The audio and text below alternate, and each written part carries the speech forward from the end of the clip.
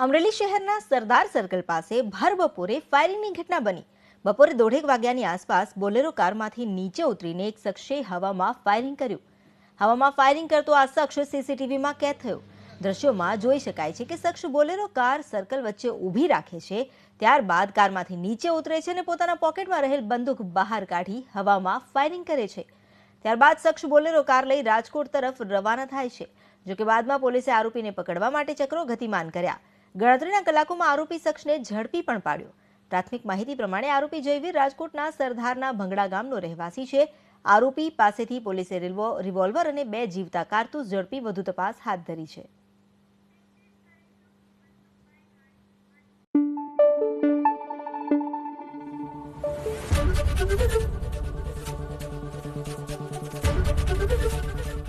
ABP अस्मिता, गुजरातनी अस्मिता।